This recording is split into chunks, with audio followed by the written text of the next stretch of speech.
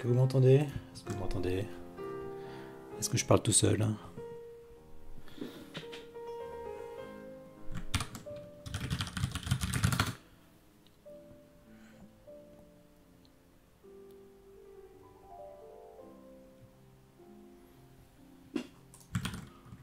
Ok. Je vais baisser un peu la musique. Oui, non, ne sais pas. Hello. Très bien.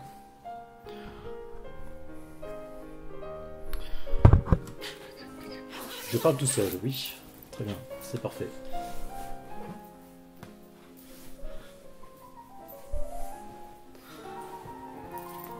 Hop.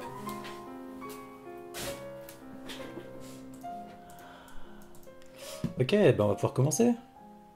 Pour commencer, alors j'ai eu un petit souci de dernière minute que j'ai essayé de résoudre sans comprendre. Mais ça devrait aller mieux. Tac, alors, allons-y.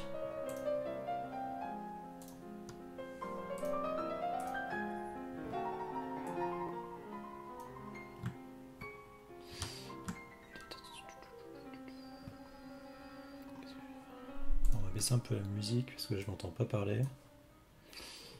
Tac, tac. Ok. Alors, comment ça marche? Comment ça marche? De quoi on parle? Je sais pas si qui parmi vous était là la dernière fois, qui n'y était pas. Et je vais peut-être refaire une petite explication, un petit peu de contexte. Alors ce soir, ça serait complètement débutant, donc si vous n'avez pas de connaissances sur SQL, on prendra le temps d'expliquer, que ce soit la syntaxe ou les libres que j'utilise, ou comment je travaille, comment je code, comment je teste. Faut pas hésiter à lever le doigt. Je suis pas forcément très réactif sur le chat, mais n'hésitez pas à vous manifester, ça sera plus sympathique. Si on me laisse faire, je vais aller trop vite et ça serait dommage. Tac, tac, tac. Je vois qu'il y en a un qui est pour la première fois ici. Bienvenue. Bienvenue, bienvenue. Et puis allons-y. Alors, pour faire un petit tour de ce qu'on a fait la semaine dernière. La semaine dernière, on avait codé un parseur de la réponse d'API que Twitch, d'une des API de Twitch, pour avoir sur cet écran le nombre de spectateurs actuellement en ligne. Donc ce serait méta interactif à plus d'un titre. Alors, en 1h30 la dernière fois, qu'est-ce qu'on avait fait? On avait ajouté un test unitaire. Et puis après, on avait implémenté le parseur. Donc le parseur.json, je vais vous remontrer un petit peu, enfin le parseur JSON qu'on avait écrit. Je vais remonter à quoi ça ressemblait. Donc on utilise la lib JSON pour faire ce parsing. Et JSON vous propose soit d'implémenter un parseur de JSON ou un sizer de JSON. Donc cette fois-ci, on se contente de parser un JSON qui, pour mémoire, a à peu près cette tête-là. Donc voici un exemple de ce que l'API JSON de Twitch répond sur les informations metadata, on va dire, qui concernent un stream donné. Donc là, en l'occurrence, c'est le mien. J'ai pris cette capture-là avec curl il y a une semaine, et puis on s'était contenté de ça pour écrire un test qui passait, et après on a constaté que ça avait marché. Donc ça avait été, de ce point de vue-là, une réussite. Il y aurait évidemment beaucoup plus à faire. C'était pas très clean, pas forcément très bien écrit en Haskell puriste, mais on va pas forcément s'attarder là-dessus. Et entre-temps, moi j'ai eu le plaisir d'avoir la contribution d'un tiers sur le projet. Et donc en l'occurrence de Paul, qui est peut-être sur le chat ce soir. Je sais que c'est quelqu'un de plutôt discret sur Twitch, mais waouh! Alors que Firefox a planté. Firefox n'a pas aimé ouvrir GitHub. Voilà, donc on a eu une petite contribution de Paul qui s'était proposé de limiter un peu quelques éléments de case, syntaxe qui n'est pas forcément très idiomatique, et de la transformer en pattern matching euh, sur les constructeurs de Maybe, par exemple, pour avoir quelque chose un peu plus, comment dire, plaisant à l'œil, bien que ce soit quelque chose de très personnel au final. Alors, je ne vais pas faire un tour de la diff, si ce n'est qu'à l'occasion, on a rajouté un cas, deux cas de test en plus, à savoir le cas où les métadatas sont vides et le cas où l'appel d'API plante. Donc ça, c'est plutôt une bonne chose tant qu'à faire, parce que ça permet de s'assurer qu'on ne couvre pas que le cas nominal, mais qu'on couvre aussi les cas d'erreur. Et par exemple, sur le cas où la liste est vide, la fonction qu'on a écrite qui parse, cette fois renvoie nothing.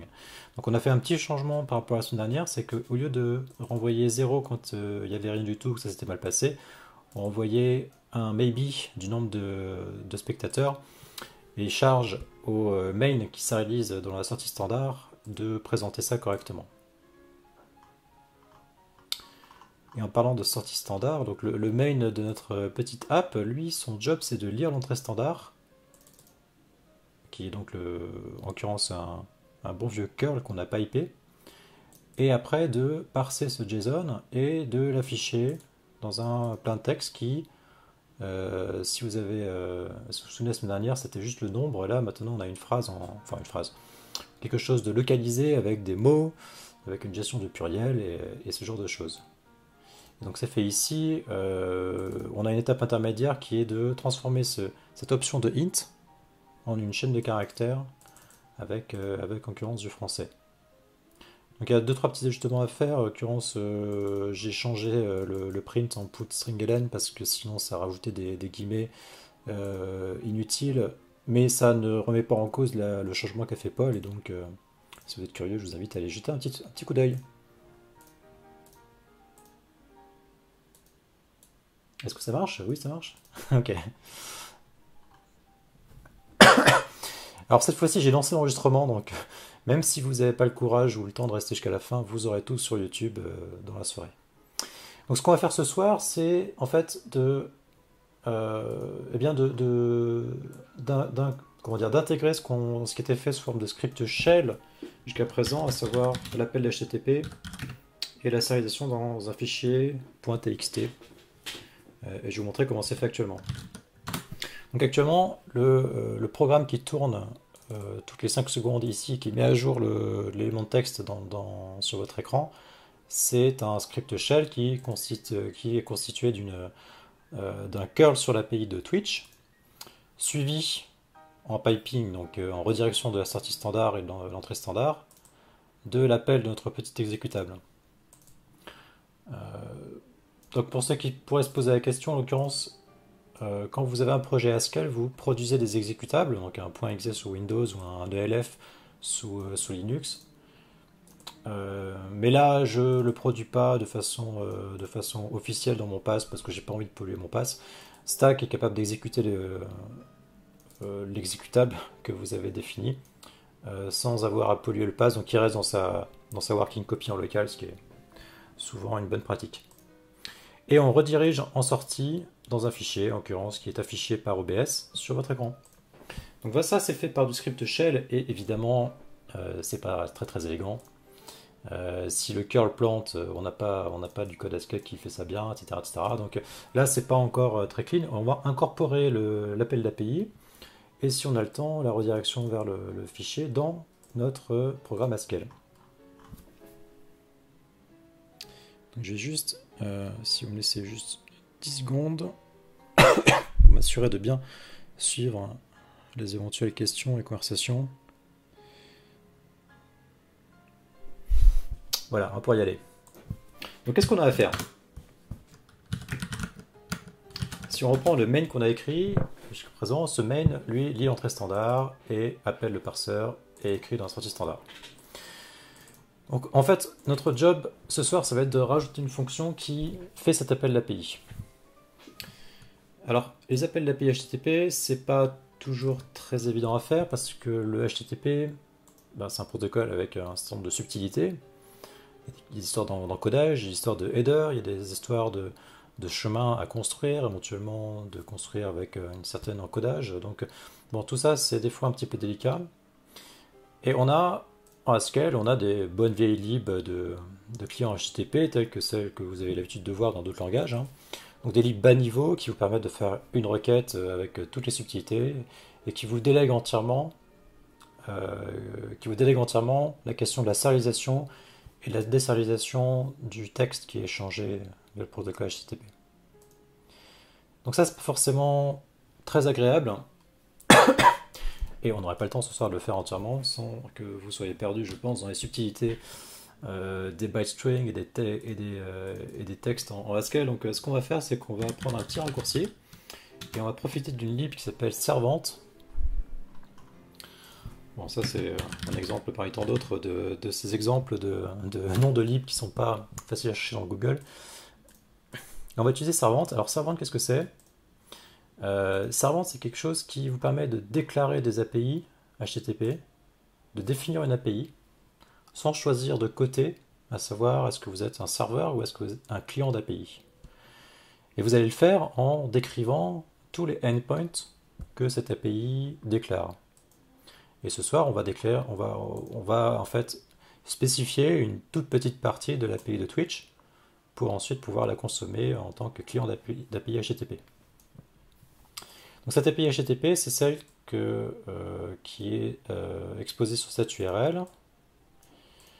Elle a un certain nombre de paramètres de query, donc des query param qui sont du coup optionnels, qui permettent de filtrer la requête. Donc c'est une requête, c'est un search, hein, en fait, hein. Et il vous renvoie une collection d'objets et un curseur pour la pagination. Donc le curseur, on ne va pas s'en occuper parce que nous, on part du principe qu'on ne traite que le premier résultat de recherche, parce que c'est notre propre cible qui nous intéresse, c'est pas une collection d'objets. Donc vous avez une succession d'exemples plus ou moins riches qui varient essentiellement par les paramètres. Et après, vous avez la description des champs disponibles dans l'objet qui est répété dans cette collection data. Bon, ça c'est une façon de présenter une API, c'est tout à fait banal, vous avez l'habitude de lire ça. Et une partie du job quand on écrit un client d'API, c'est d'avoir les data structures pour interroger l'API, récupérer et explorer les types en retour. Et ce type en retour, par exemple, on va l'exposer sous forme de data structure. Donc en fait, ce travail de parsing, on l'a déjà fait sur le type de retour, c'est ce qu'on a fait la semaine dernière. Donc on a déjà les data types, on a déjà le parseur JSON, et on va pouvoir s'en resservir quasiment gratuitement dans notre client d'API. Alors ce qu'il faudra faire ce soir, c'est en fait gérer les paramètres de requête dont on a besoin. Et ces paramètres-là, eh bien, ils sont assez limités. En l'occurrence, c'est juste le champ user login, qui est le nom de ma chaîne Twitch. Donc user login, c'est un des champs de la requête, c'est une string. On peut en mettre jusqu'à 100 parce que les query param en HTTP, on peut les répéter. Mais ce soir, on n'en met qu'un seul et c'est le nôtre. Et on ne va pas s'occuper des autres paramètres. L'exercice est le même, quel que soit le nombre de paramètres. C'est juste que ça alourdira un petit peu, de façon un petit peu artificielle, tout le code qu'on va écrire et on n'a pas forcément beaucoup de temps ce soir. Alors, qu'est-ce qu'on va faire? On va écrire un client d'API HTTP. Donc je vais masquer le... On va se mettre un terminal un petit peu plus clean.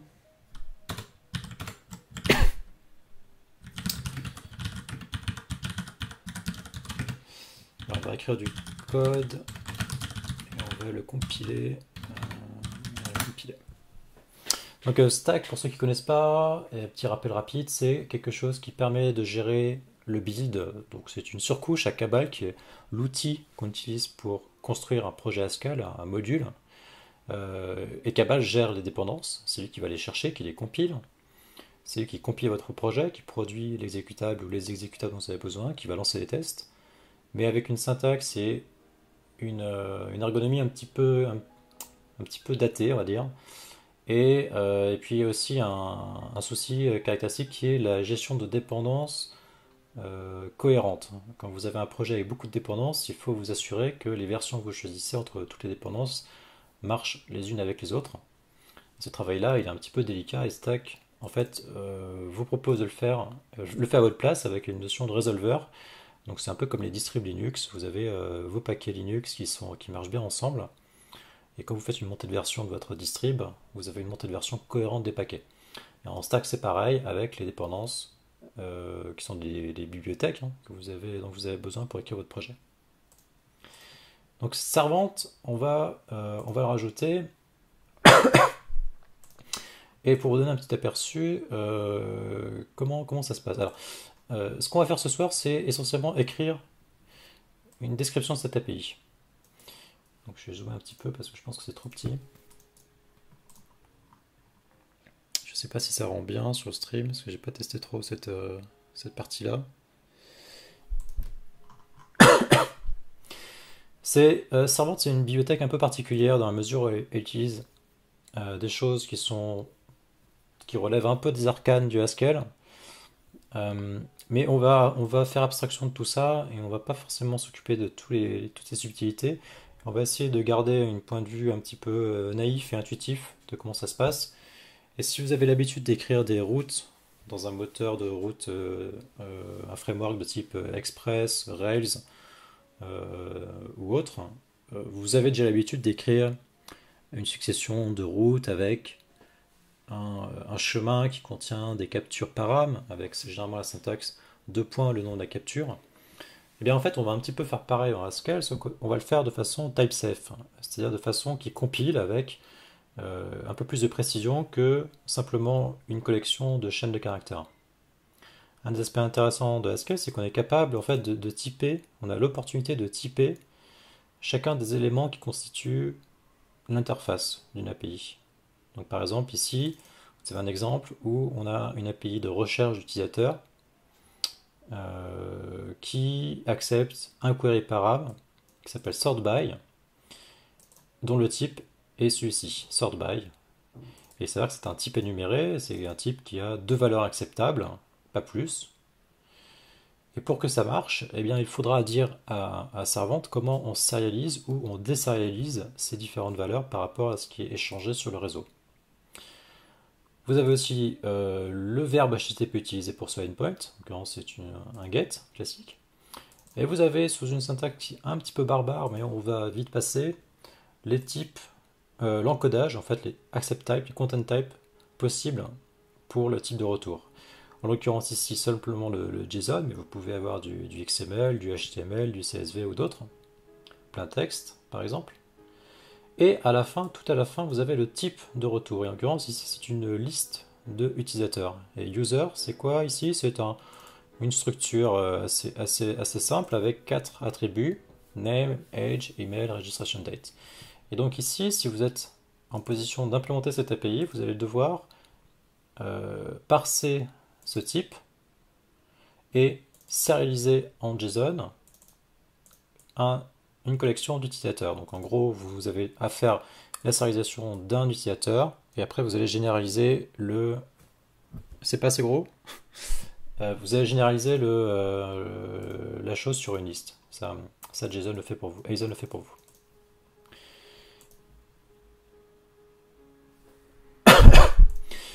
Donc on va y aller. Qu'est-ce qu'on a à faire? Donc, nous, on a à faire, on a à représenter cette API Twitch. Donc l'API Twitch, il y a deux parties. En fait, quand vous avez une API, vous avez le hostname et vous avez ensuite le chemin.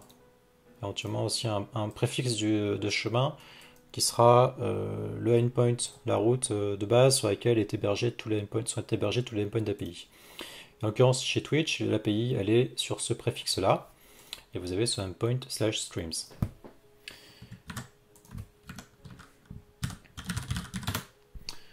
Donc comment on va s'y prendre? On va écrire un client d'API Twitch. Donc ce qu'on va faire, c'est qu'on va appeler ça Twitch API.hs. C'est un nouveau module. Pour l'instant, je ne spécifie pas son interface, ça serait trop anticipé. Trop anticiper ce qu'on va écrire. Et en fait, pour faire du servant, qu'est-ce qu'on a à faire? La première chose à faire, c'est d'écrire un nouveau type, un alias de type qui va donc décrire sa endpoint. On a un seul endpoint à écrire ce soir qui sera un get. Ce qu'on va faire, c'est qu'on va faire ça. Voilà. Je vais vous laisser le script au-dessus pour rappel. Donc on va écrire un gate sur le chemin. On va écrire un gate sur le chemin streams.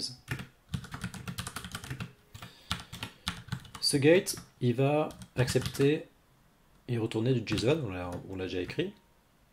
Et notre type de retour, qu'est-ce que c'était? Eh bien, c'est cette fameuse collection de metadata qu'on a écrite la semaine dernière.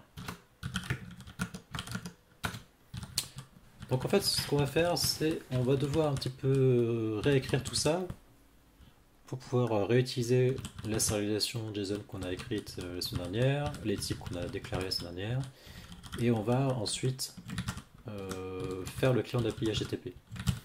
Donc la première chose qu'on peut faire, c'est, on pourrait dupliquer, mais on va aller directement à une solution plus propre, c'est d'isoler tous les types qui sont communs à différents modules dans un module dédié.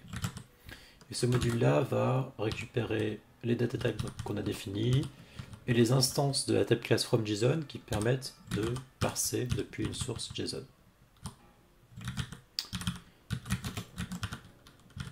Donc là, c'est du refactoring qui est tout à fait banal. Ça consiste à extraire une chaîne, un bout de code et un ensemble de fonctions ou de types dans un autre module.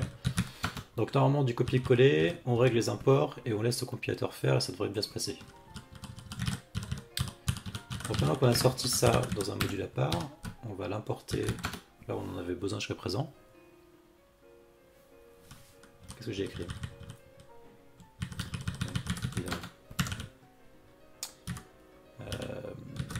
Évidemment.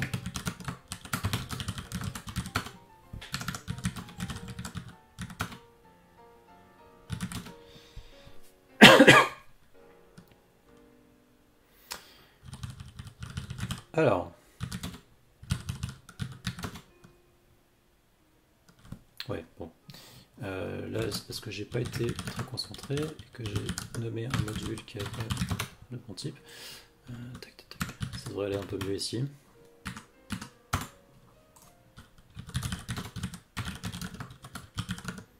Ok, donc là il nous engueule, c'est normal parce qu'en fait on n'a pas forcément déplacé tout ce qu'il fallait. Quand on écrit un parseur JSON, en fait les clés en JSON sont des textes, donc le type texte, écrit comme ça. Et quand on écrit une chaîne de caractères littérale avec les guillemets, ça produit par défaut un string. Donc en fait on veut profiter d'une extension du langage qui permet de convertir en texte les strings quand on a besoin, là où il y en a besoin. Donc ça évite d'appeler des fonctions de transformation qui ne sont pas très intéressantes.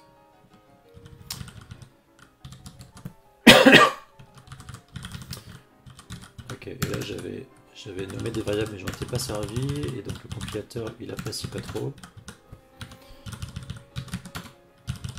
Donc là c'est un travail qui est parfaitement inintéressant, on se contente en fait de réécrire...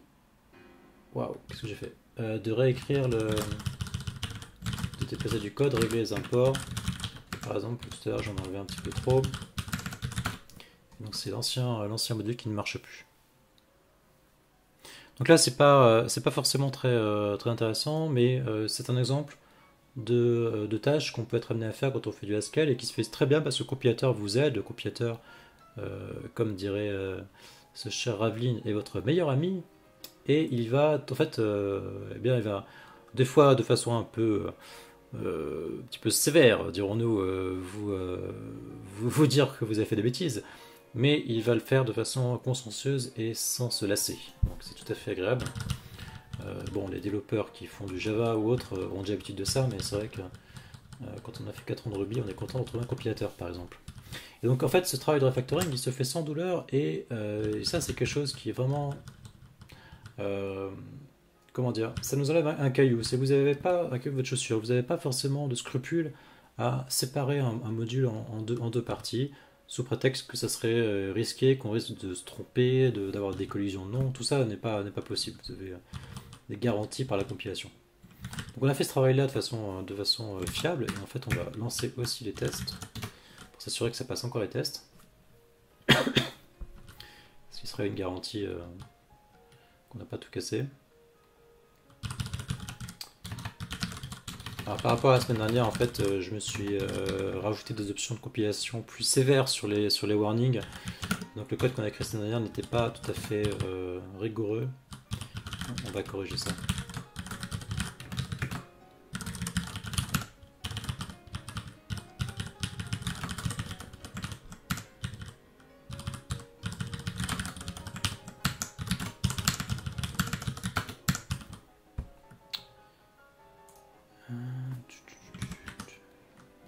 Oui.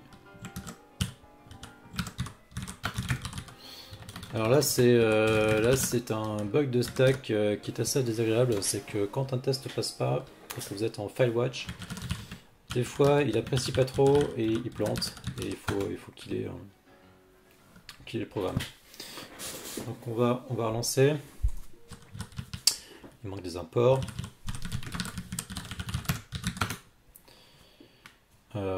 Si vous n'avez pas l'habitude, vous notez au passage qu'en fait il vous donne, souvent il est capable de savoir qu'est-ce qui manque et vous donner quelques indices. Par exemple ici il nous a dit, a priori vous avez oublié un import dans le paquet test hatch unit. Donc ça vous permet d'aller plus vite à une solution qui marche. C'est tout à fait agréable aussi. Donc voilà, donc là on a sorti nos types du parseur qu'on a créé la semaine dernière, qu'on va plus utiliser en fait quasiment plus à partir de maintenant. Et on va pouvoir les importer et s'en servir dans notre client d'API.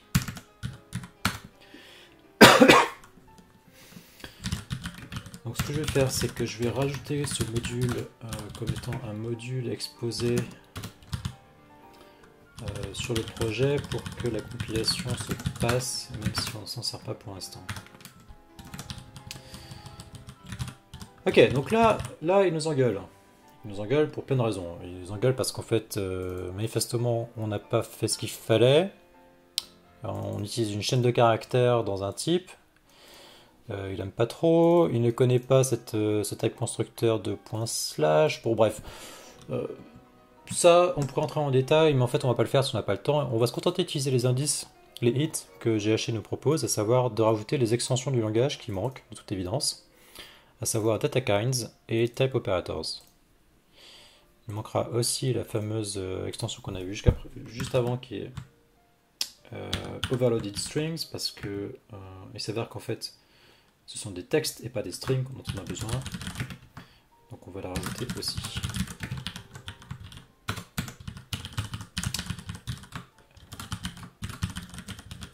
Alors les développeurs Haskell qui ont un setup un peu plus avancé auront de l'outillage un peu plus efficace que le mien. Moi je retape assez souvent ce genre de choses à la main.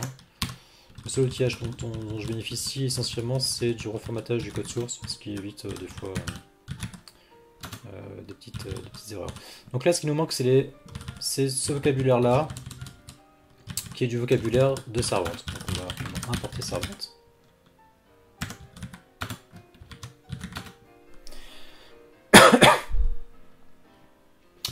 Ah oui, c'est vrai que c'est pas ce module-là.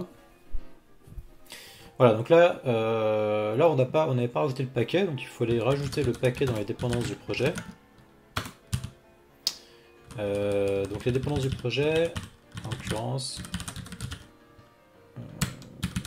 elles sont listées ici, dans un paquet de configuration, dans un fichier de configuration, que Stack est capable de comprendre, qui vous liste les trois libs qu'on utilise actuellement, qui sont ISON, BaseString et Servant. Et donc je rappelle pour vous tous que que Base en fait c'est la lib qui est associée, qui est le SDK on va dire de GHC, qui contient pas mal de libs que vous manipulez au quotidien, qui contient le fameux module prélude, qui est celui qui est importé implicitement dans tous les fichiers source Haskell, et qui vous permet d'écrire du Haskell qui fonctionne. ISON, BaseString, Servant sont des choses plus avancées, donc ce sont des dépendances tierces. Voilà, donc là ça compile, on est content. Ça compile, mais en fait, ça fait pas grand-chose. Donc pour l'instant, on n'a pas grand mérite, hein. Et ce qu'on va faire maintenant, c'est rajouter les paramètres qui manquent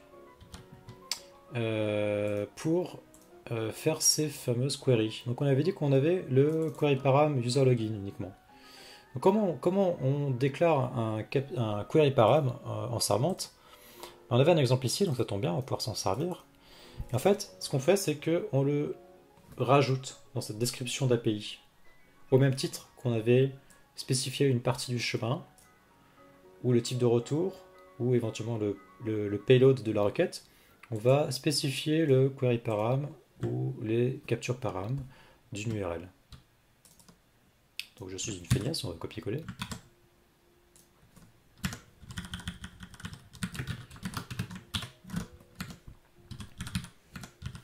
Donc c'est quoi ce query param? Il s'appelle user login. Et là il lui faut un titre, il faut un type. Alors on pourrait se contenter d'une chaîne de caractères car il s'avère que ce n'est ni plus ni moins que ça. Pour des questions de sérialisation, alors ça marcherait out of the box parce qu'il sait serialiser une chaîne de caractères, et si vous avez un type plus compliqué, il vous faudrait faire un effort supplémentaire. On va se contenter, ça sera bien suffisant.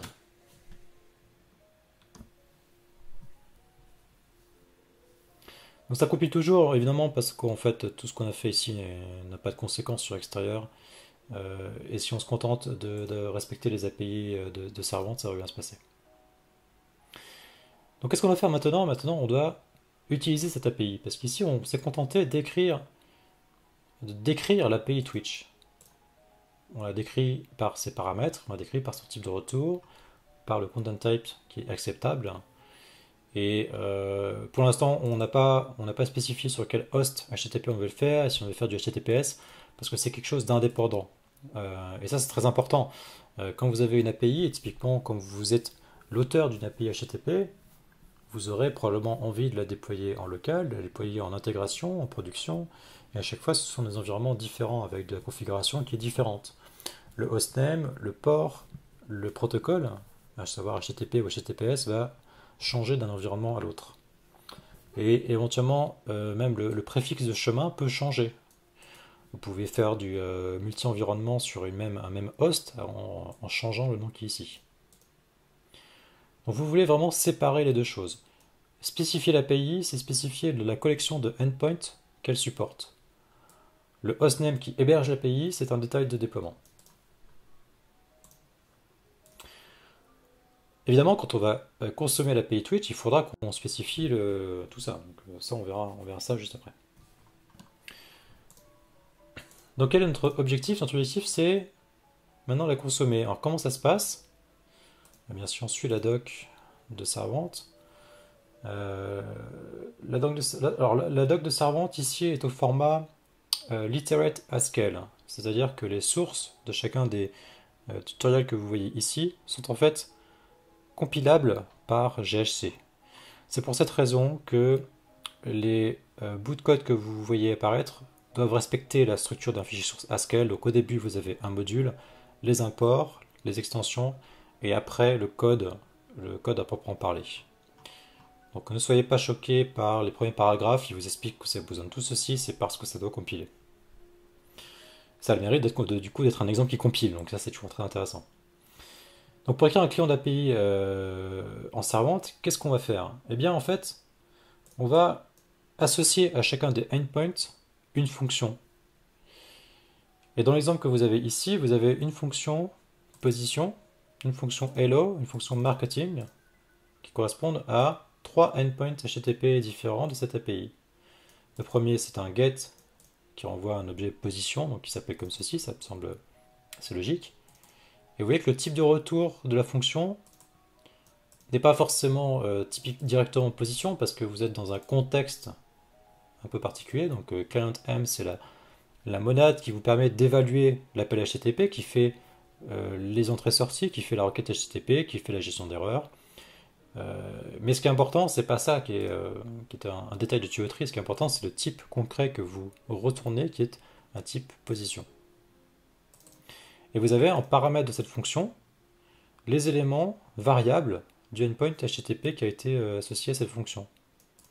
Alors, le chemin position, lui, n'est pas un paramètre, et il est constant. Par contre, X et Y sont des captures, donc en l'occurrence, des parties de l'URL HTTP, mais ça se comporte à peu près de la même façon qu'un query param. Donc, ce qui est très intéressant, c'est qu'en fait, on va écrire en Haskell des fonctions très très vite, et on va très vite oublier ce que c'est que le HTTP qu'il y a derrière. Le HTTP, c'est un détail d'implémentation. C'est la couche transport, on ne va pas s'en préoccuper. Évidemment, on va se préoccuper de gérer les erreurs éventuelles qui sont spécifiques au HTTP, mais pas les détails de tuyauterie. Et donc, même exercice sur le endpoint hello, qui est un query param, et qui cette fois donc est un maybe de string. Alors pourquoi maybe? Eh bien parce que query param, à la différence d'un capture param, peut être absent. Le paramètre d'une requête HTTP, après le point d'interrogation, sont par définition optionnels, alors que l'élément d'URL, lui, il est structurant, il définit le endpoint. Donc là, cette fois, la string qui correspond à l'attribut name, query param name, est un maybe, ce qui peut ne pas être défini.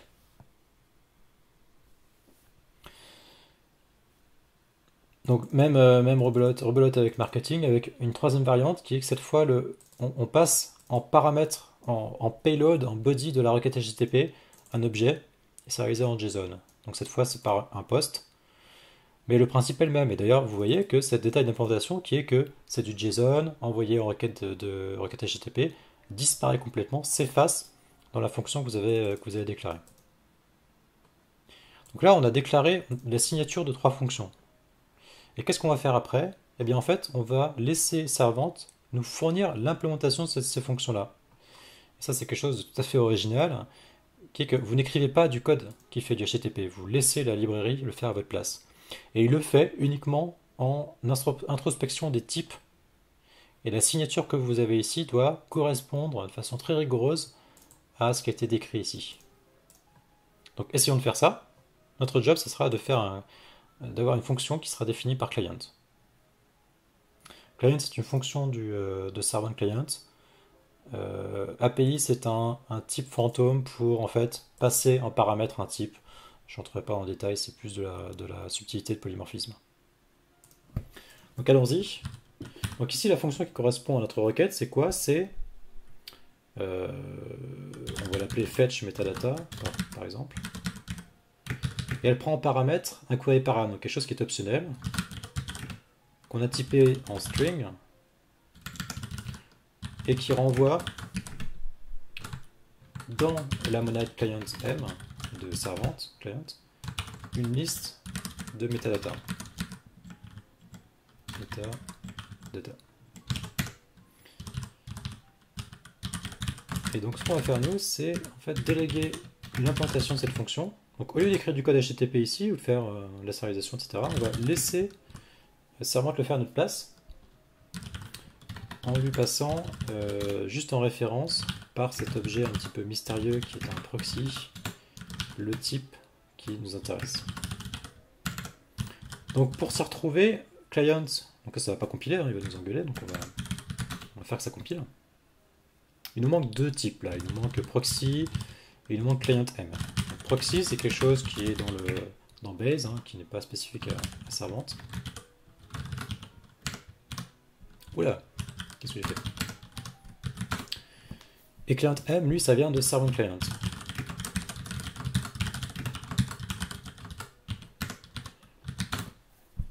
Donc là, je fais de tête, j'avoue que j'ai un doute, donc c'est bien ça. Donc là, il nous faut rajouter une autre dépendance. Servante, elle, spécifie la dépendance servante spécifie les types d'API, donc tout ce qui permet d'écrire une API. Mais vous avez après différents modules servantes qui permettent de manipuler ça. Donc par exemple, d'implémenter un serveur, ou d'implémenter un client, ou de générer de la doc Swagger de façon automatique, ou de générer du code client dans un autre langage, par exemple en Ruby ou en JavaScript. Donc ça tourne vraiment autour de l'API et c'est quelque chose qu'il faut garder en tête et qui est tout à fait particulier, je trouve.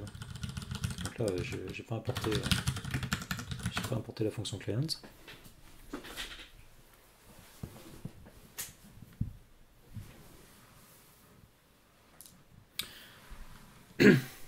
Donc ça a l'air compilé, en tout cas le module Twitch API a compilé.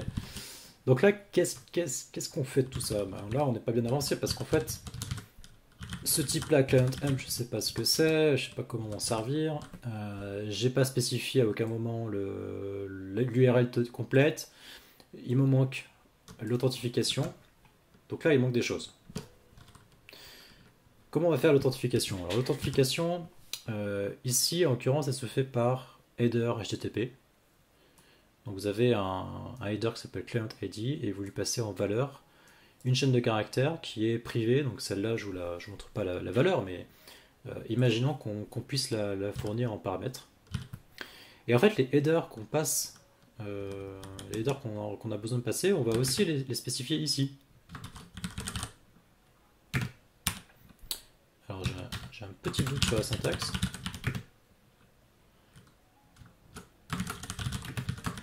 Mais ça doit être quelque chose comme ça. Donc c'est vrai que c'est bon. Et pourquoi ça compile plus? Ça compile plus parce qu'en fait la signature de la fonction fetch metadata ne correspond plus à la signature de l'API HTTP qu'elle est censée exposer. Et pourquoi? Parce que client ID, ce header est un paramètre en plus. Donc là il faut rajouter il faut rajouter le client ID. Alors ce qu'on peut se dire déjà là, avant d'aller plus loin, c'est que bon, c'est censé être type safe, c'est censé être un peu plus descriptif que ce qu'on fait d'ordinaire, mais là on s'est contenté de mettre des strings dans des maybe, pas très typé tout ça. Hein. Donc à minima, et pour pas cher, ce qu'on peut faire c'est déjà faire des alias pour que la signature de la fonction soit un peu plus compréhensible, indépendamment des détails concrets de serialisation qui ne vous intéressent pas beaucoup quand vous êtes dans la posture de consommer un module.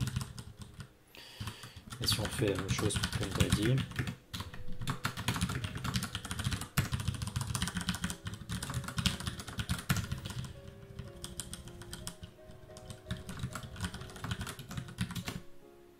on peut espérer que ça compile, dans la mesure où on se contente de faire des alias de type. Donc là c'est un peu lisible, donc on va faire juste un petit peu de formatage pour s'aérer le cerveau. Il n'y a pas vraiment de convention en présentation, là c'est plus à l'équipe qui va créer du code à ce qu'elle se mette d'accord.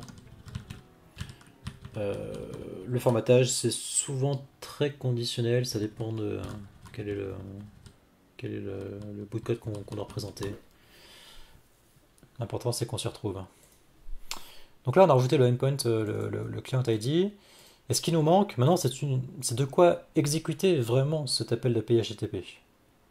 Parce qu'en fait ce qu'on a fait ici avec la fonction fetch metadata, c'est de fournir de quoi accéder à la ressource HTTP. Mais il nous manque l'étape qui va vraiment faire la requête HTTP. Et pour faire des entrées-sorties en Haskell, si vous vous souvenez du main par exemple, qui lui fait des entrées-sorties, il lit l'entrée standard, il écrit sur la sortie standard, il faut être dans la monade IO.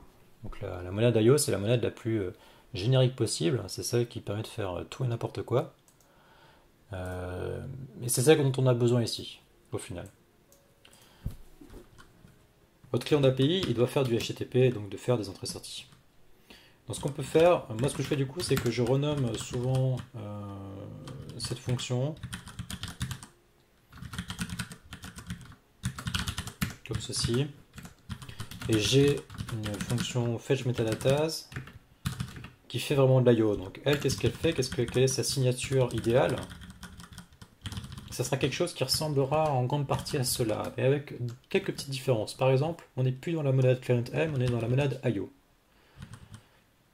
On va voir que client M vous demande de gérer les erreurs, donc on aura en sortie soit un résultat positif, soit un message d'erreur HTTP, par exemple 400 pour une erreur 400, une erreur 500 ou autre. Donc déjà, on ne manipule pas les mêmes choses. Et en entrée, on va rendre obligatoire la présence de ces deux attributs, parce que notre client d'API, lui, celui qu'on veut exposer en tant que fonction Haskell utilisable, eh bien, il doit comment dire, enforce, garantir que c'est bien le cas. Il veut garantir que, enfin, il y a besoin d'un user login, sinon ça n'a pas de sens. Il a besoin d'un client ID, sinon cette requête va échouer. Donc autant se mettre tout de suite du bon côté de la barrière. Et comment on fait ça? Eh bien, il va falloir évaluer le type client M. Et ça, c'est une fonction exposée par servante. Donc dans le tutoriel, il vous propose des exemples un peu plus riches.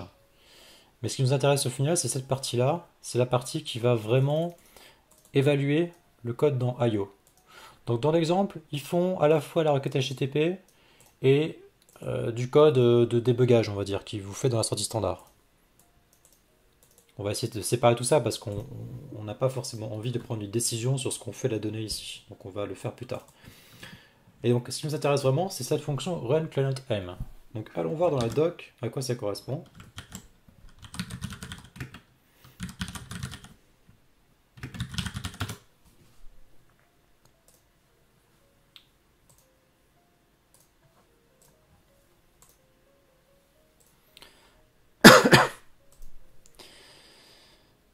Donc la doc de runClientM, la voici. runClientM, c'est quoi? C'est une fonction, donc des flèches, fonction, qui prend en premier paramètre un client M de quelque chose.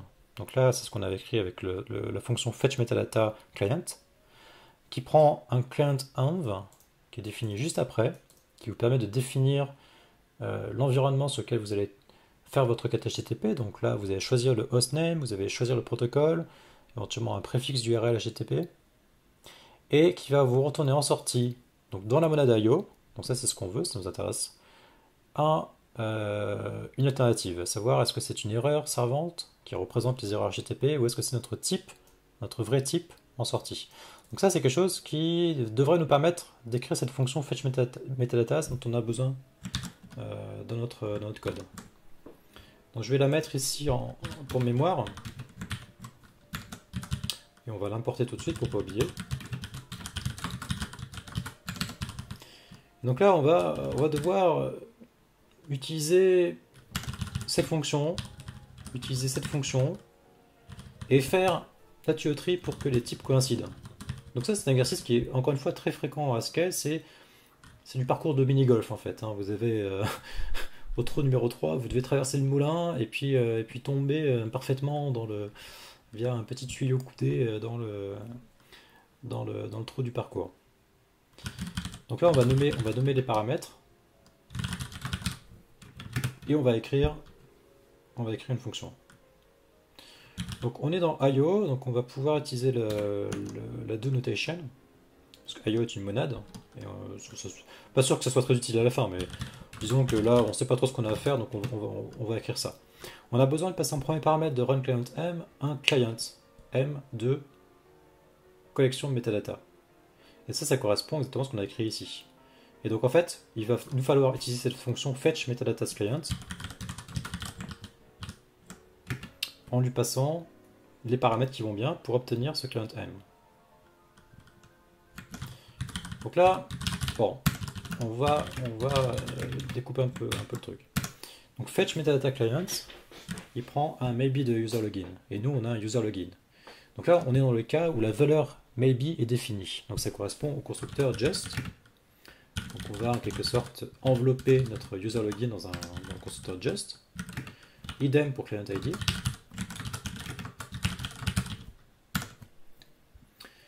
Et ça devrait nous obtenir du coup quelque chose qui a ce type-là.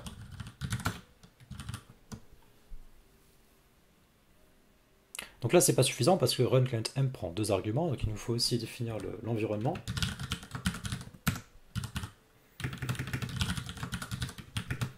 L'environnement, c'est quoi? L'environnement, c'est une data structure tout à fait simple avec deux attributs, manager et base URL. Et manager, lui, il vient de la lib HTTP client, qui est la lib vraiment bas niveau qui vous permet de faire du HTTP de façon la plus fine possible. Et donc servant client, ici, eh bien, il utilise HTTP client derrière en arrière-boutique en fait pour faire le job à votre place. Et donc, de temps à autre, il va devoir réutiliser les types de HTTP client, évidemment. Donc un manager, c'est quelque chose qui, bon, qui sait faire des requêtes HTTP, qui sait manifestement gérer des connexions, réutiliser des connexions, d'après ce qu'il nous dit, qui semble aussi probablement gérer le HTTPS. Et comment on le construit? Donc là, on est un petit peu embêté parce qu'on n'a pas de constructeur de manager, on ne peut pas le construire nous-mêmes. On n'a pas accès au constructeur. Il va nous falloir utiliser des fonctions d'aide pour l'instancier. Et là, par exemple, ça sera un new manager. Cette fonction new manager, elle prend un certain nombre de paramètres, des settings, on verra après, et nous fournit un manager dans la monade IO. Donc là, ça fait de l'IO. Alors pourquoi? Probablement parce qu'il doit faire soit lire des fichiers, peut-être pour le TLS par exemple, pour lire des certificats, que sais-je, ou alors il doit interroger l'environnement, les variables d'environnement du programme, et ça nécessite IO. Donc voilà, donc là, bon, soit. Et nous, ça tombe bien parce qu'on est déjà dans la monnaie d'IO, donc ça ne va pas nous poser trop de problèmes. Donc la question qui reste à élucider, c'est comment on instancie ce data type manager settings. Et lui, pareil, on n'a pas de constructeur, il va nous falloir utiliser des fonctions helper. Donc là, je vais aller un peu vite, je prends un raccourci parce qu'on n'a pas forcément le temps, le tutoriel le rappelle, hein. Mais le default manager settings ne sait pas faire de HTTPS. Donc il va falloir utiliser une autre variante fournie dans un autre paquet. Je vais le faire rapidement pour pas qu'on perde trop de temps là-dessus, parce que c'est pas trop intéressant. Quoi qu'il arrive, tout est sur GitHub, et donc si vous êtes curieux des détails, vous pourrez retrouver soit le tutoriel, soit les sources de ce projet-là sur GitHub. Alors je vais le faire vite, mais pour autant je me souviens pas de la doc par cœur, hein, parce que c'est pas aussi simple. Donc en fait on doit construire un client env avec un manager et base URL. Bon, pour l'instant je réponds pas aux questions de savoir qui est quoi. Base URL, qu'est-ce que c'est? Base URL, alors là c'est une autre data structure, mais cette fois avec un constructeur exposé directement, donc on va pouvoir l'instancier, et lui nous permet de définir vraiment le endpoint qu'on va consommer. Donc là ce soir on va l'écrire de façon hard-codée, on va écrire en dur le protocole, le hostname, mais vous seriez tenté probablement, si vous voulez vous rendre votre code source un peu moins dépendant d'un contexte précis, paramétrable par des variables d'environnement par exemple, ou des fichiers de configuration. Donc base URL, ça vient du module servant client, encore une fois, donc on va rajouter la dépendance. Donc c'est une data structure qui prend ces quatre attributs.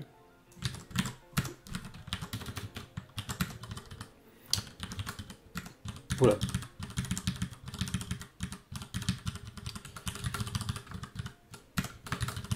Je vais un peu vite, hein, parce que ça ne présente pas forcément un intérêt pédagogique très fort. Mais sachez que par exemple ici, là, on utilise la syntaxe record pour l'instancier. La syntaxe record permet d'obtenir quelque chose qui est assez proche de ce qu'on connaît dans les langages qui ont des objets type JavaScript, Java, dans une certaine mesure et autres, et qui est un peu plus agréable que les constructeurs avec des paramètres non nommés. Donc le scheme, c'est encore un autre type, et c'est un type énuméré avec deux constructeurs sans arguments. Donc en l'occurrence, nous on va faire du HTTPS. On n'oublie pas d'importer le data type. Le host, c'est quoi le host? C'est une chaîne de caractères, donc là on est constant. Et cette chaîne de caractères, c'est api.twitch.tv. Donc on va l'écrire en dur. Le port, c'est le port par défaut du HTTPS, donc 404-443. Et le chemin, eh bien cette fois, ça sera ceci. Parce que on considère que notre API HTTP commence ici. Donc on a défini base URL, manager n'est pas défini. Manager, on avait vu qu'on devait le construire en utilisant une fonction helper. Oula, je me suis perdu là, excusez-moi. Une fonction helper qui s'appelle new manager, qui vient d'un module qui s'appelle network HTTP client. Donc là, on n'est plus dans Servant, on est dans un autre projet.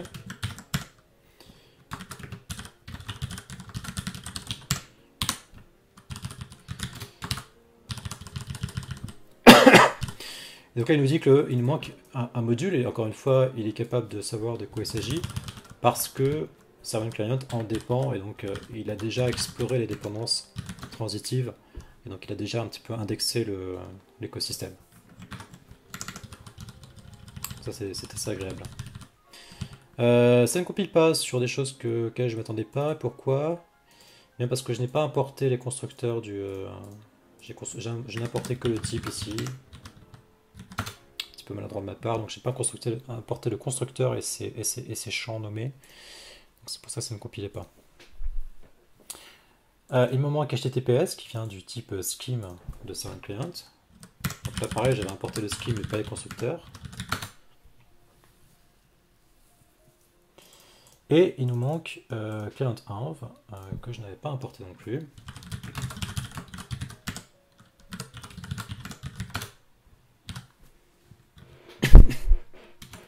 Voilà, donc là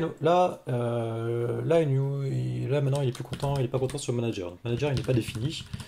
Donc on a vu que c'était quelque chose qui devait être défini cette fois par un appel, une fonction qui est dans IO. Cette fameuse fonction new manager, elle est dans IO. Donc là la différence du code qu'on a écrit ici, qui sont des bindings, qui sont quelque part des alias d'expression. Ici on va faire du binding monadique. C'est-à-dire qu'en fait, la fonction new manager, elle renvoie un IO de quelque chose. Et pour extraire ce quelque chose, dans la mesure où on est nous-mêmes dans la monade IO ici, dans ce do bloc, on va pouvoir le binder à une variable manager. C'est une façon de consommer la monade en fait.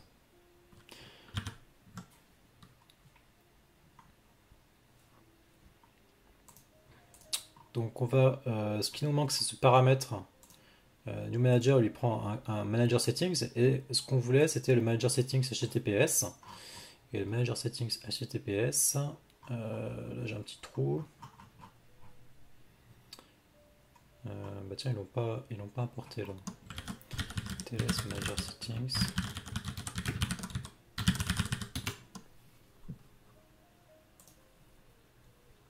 Voilà, il vient de ce module-là, qui est encore une autre lib, qui est le support TLS. Donc on va rajouter aux dépendances.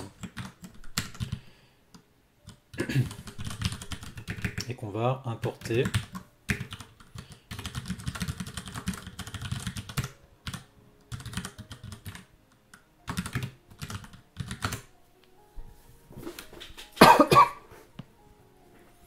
Ok, donc là ça ne compile toujours pas, mais ça compile pas sur cette partie-là. Donc cette partie-là, elle est correcte. Donc c'est pas forcément du code très intéressant ce qu'on vient de voir là, parce que c'est vraiment de la tuyauterie et la configuration ici. C'est très spécifique à l'API servante de Servant Client.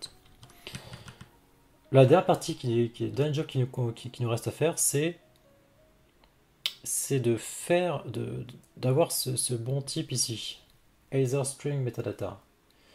Alors que Run Client M, lui, il nous renvoie, je vous rappelle, Either de Servant Error de A, et en l'occurrence A est notre liste de metadata. Et donc, ce qui nous manque ici, c'est il faut convertir le type de retour pour que ça corresponde. Et comment on va convertir ça? Eh bien, on peut le faire de la façon suivante, un peu naïve. On va binder le type de retour, parce qu'on est dans IO, run client M est IO de quelque chose, donc on va binder ce quelque chose dans un binding qui s'appellera result. Et on va le transformer. Et comment on va le transformer? Eh bien, on va écrire une fonction qui va faire ça. Convert error result. Et cette fonction convert error, sa signature, c'est de convertir ceci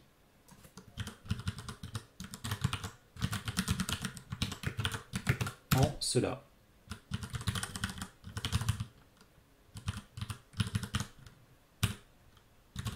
Et comment on fait ce genre de choses? Eh bien, bon, il y a différentes façons de le faire, mais la façon la plus simple et la plus, je pense, pédagogique quand on débute en Haskell, c'est de juste utiliser le pattern matching sur les constructeurs de Either. Donc Either, petit rappel, Either, c'est quoi?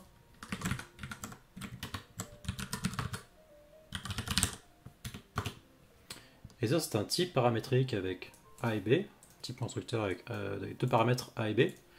Le A, c'est le type à gauche, généralement qu'on considère être l'erreur, si c'est une erreur qu'on représente. Et B, c'est le type à droite, donc le type qui est juste.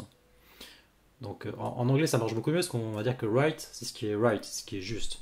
Et left, c'est ce qui est, c'est ce qui est faux. Et c'est vraiment là, bon là, c'est un petit peu notre représentation historique très ancienne, très latine de ce qui est juste et ce qui est faux.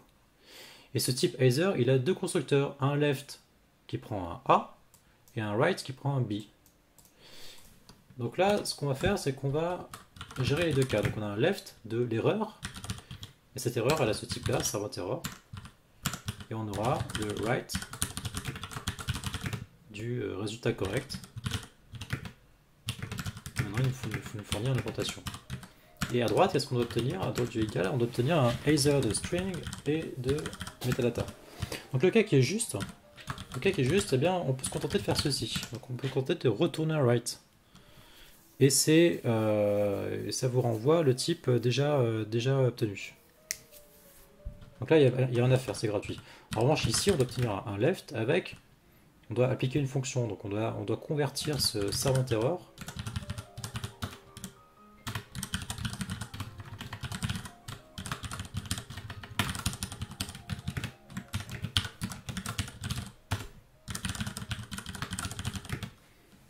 une fonction ici, que je ne vais pas encore, pour obtenir une string.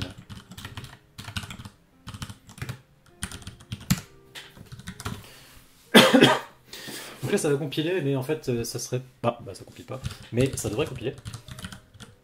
Ça compile pas parce que j'ai pas importé encore une fois tous les types. Alors ça ne compile pas encore, pourquoi? Parce que ici, en fait, convertError, lui, c'est pas une fonction dans IO, c'est une fonction pure, basique, qui renvoie, enfin pure, elle n'est pas plus pure que le reste, hein, mais elle n'est pas dans la monade IO. Donc ici, il faut en fait que notre fonction convertError, le résultat de cette fonction-là, soit renvoyé dans IO. Et donc la façon de faire, la façon historique de le faire en Haskell un petit peu ancien, c'est de le faire avec la fonction return. Mais on va plutôt utiliser la variante qui vient de l'applicatif qui s'appelle pure, qui évite la confusion avec le return que vous connaissez si vous avez écrit du C, Java, du JavaScript, y compris du Ruby. Donc à peu près tout le monde connaît le return, mais ce n'est pas du tout ce que vous croyez en Haskell. Le return et le pure, c'est une façon de renvoyer une valeur dans la monade qui nous intéresse. Et ici, la monade, c'est IO. Donc c'est une sorte de constructeur pour envelopper une valeur dans ce type-là IO. Et là, ça compile. Alors ça compile, mais ça ne serait pas correctement exécuté parce qu'ici, cette fonction-là échoue. Elle est juste là pour faire que ça compile. Donc il nous reste à écrire ceci. Et qu'est-ce qu'on va faire? On va convertir en chaîne de caractères. Donc c'est quoi ce servant error? Eh bien, il faut aller consulter la documentation. Le servant error... où est-ce qu'elle est passée ma doc servant? Le servant error... il y a différents constructeurs. Donc on pourrait écrire des messages très savants, y compris dans différentes langues, si on voulait être un peu rigoureux. Ce soir, on va aller vite et se contenter du fait que servant_error implémente la type class show, qui vous permet, et ça tombe bien, de convertir en chaîne de caractères ces valeurs-là. Donc on va se contenter d'utiliser show comme étant l'implémentation de servant_error serialize_error.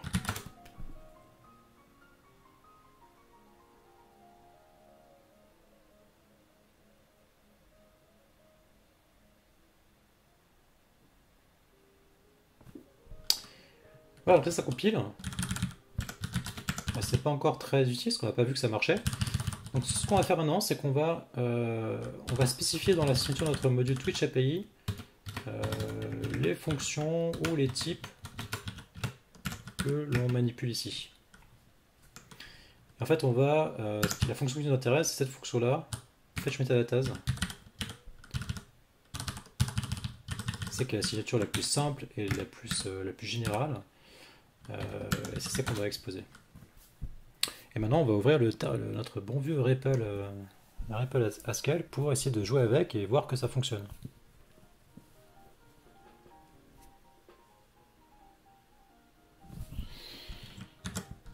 Alors, j'ai pas ouvert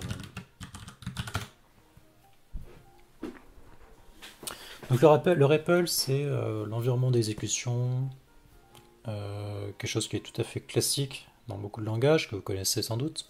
C'est une façon de taper du code, d'importer, de vérifier que ça compile.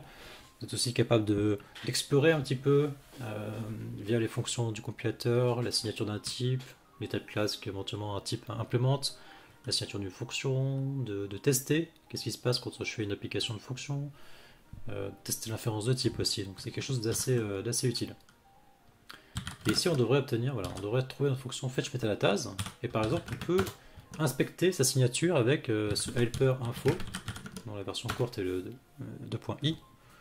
Et fetch metadatas, qu'est-ce qu'il prend? Il prend un user login, il prend un client ID et il vous renvoie dans IO un either de string ou metadatas.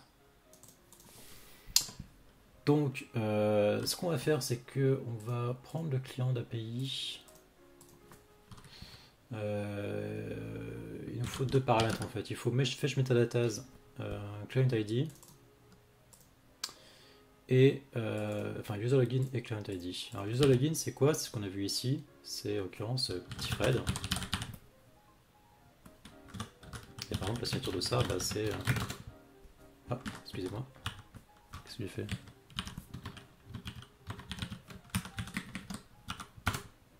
What?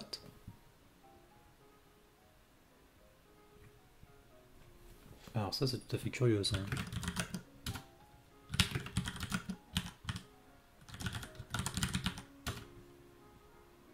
Ok, je ne comprends pas ce qui se passe.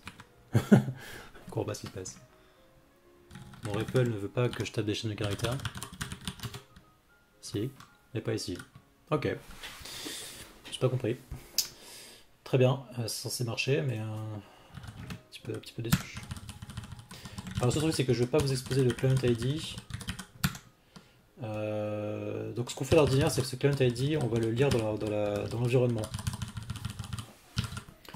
Parce que l'environnement ça permet de passer de la configuration sans le taper dans les sources.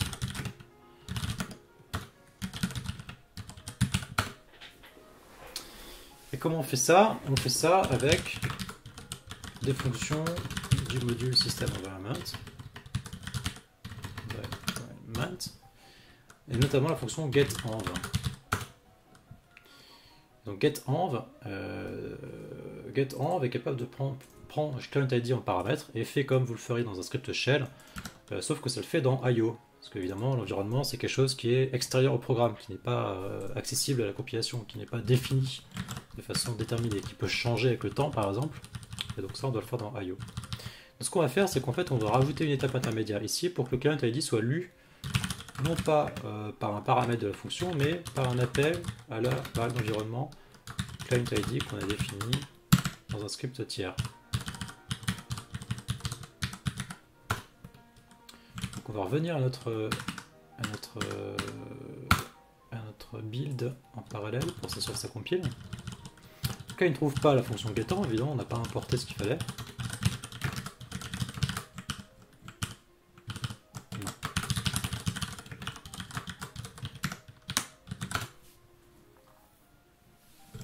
Donc getEnv, qu'est-ce que c'est? Petit tour rapide par la doc.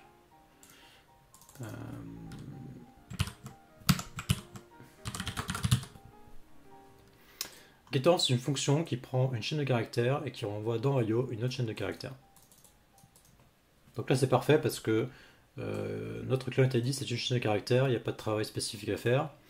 C'est pas la façon la plus rigoureuse de le faire parce que si la variable n'est pas définie, eh bien ça échoue de façon par une exception.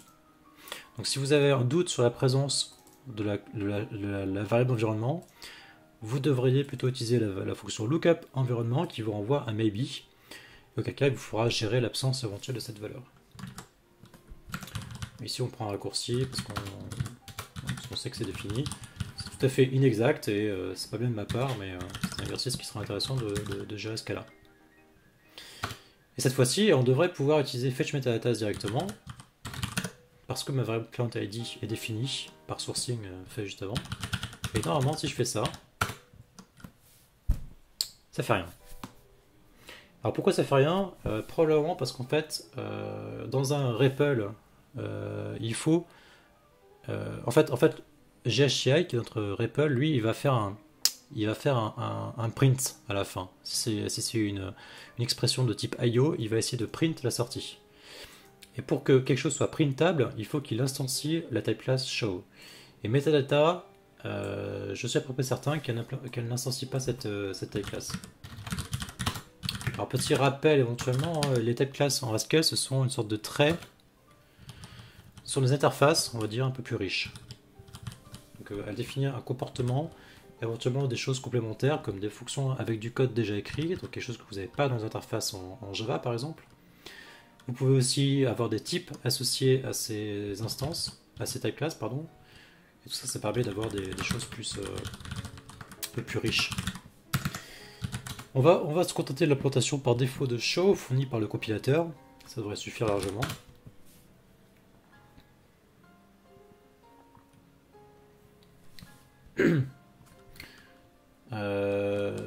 Je constate au passage que tout à l'heure, dans le code client, on n'a pas utilisé le bon type, on a utilisé ce type-là. On va corriger le tir en utilisant ce type-là.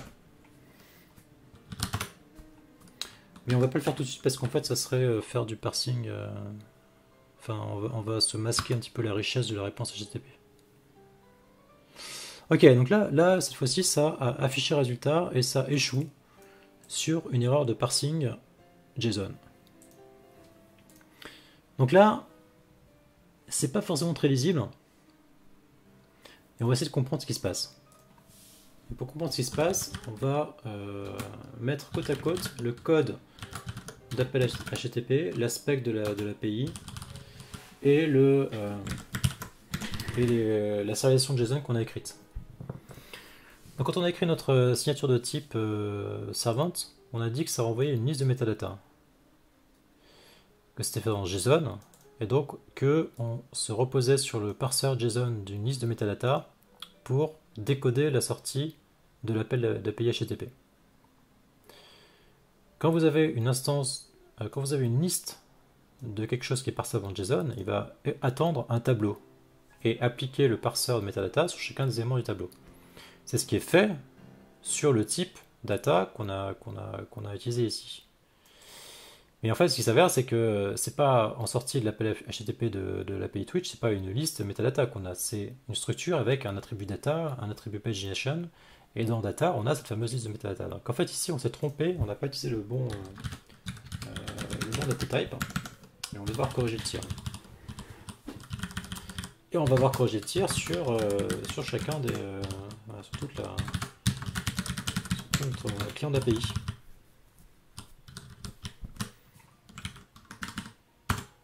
Et on va profiter de notre compilateur pour nous accompagner dans cette tâche tout à fait mécanique et parfaitement inintéressante intellectuellement, mais qui doit être faite. Voilà, là je me suis contenté de suivre les références au type, et ça a l'air de compiler.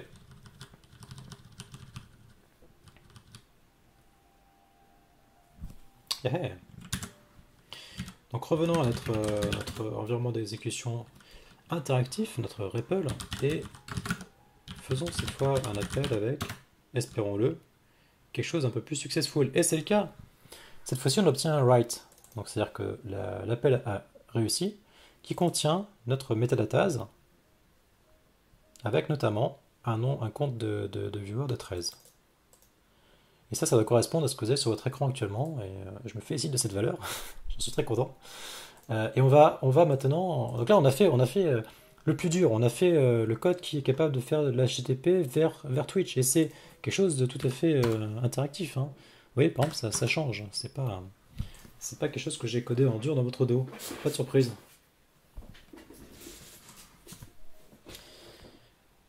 Alors comment on va faire qu'est-ce qu'il nous reste à faire maintenant? Eh bien il nous reste en fait à utiliser vraiment dans notre main le code qu'on a écrit.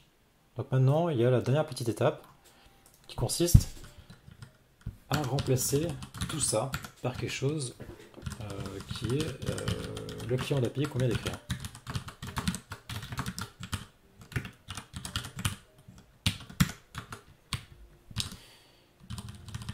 Donc qu'est-ce qu'on fait maintenant? Au lieu de lire le JSON de l'entrée standard et de faire le parsing de façon spécifique, on va utiliser notre fonction qu'on a écrite ce soir en prenant en paramètre le nom du stream. Donc cette fonction, elle renvoie quoi? Elle renvoie un objet metadata, de type metadatas. Donc en fait, le code qu'on avait écrit la semaine dernière, il faisait un peu plus que le simple parsing. Il faisait aussi l'interprétation de ce qu'il y avait dans la sortie. Donc ce qu'on pourrait faire, c'est qu'au lieu de faire cet appel de l'API HTTP directement ici, eh bien on conserve en quelque sorte, on réutilise le code qu'on a écrit la semaine dernière pour voilà, faire cette interprétation. Donc l'interprétation la semaine dernière, elle a été un petit peu réécrite depuis mardi dernier, mais vous voyez, on a sorti les data types et la sérialisation de JSON et il ne reste plus que des fonctions qui parcourent la structure et par exemple si la liste est vide, il vous renvoie un résultat qui est nothing. Ici, vous avez quelque chose uniquement s'il y a un résultat qui a été défini. Donc ça, c'est quelque chose qui nous reste à réutiliser.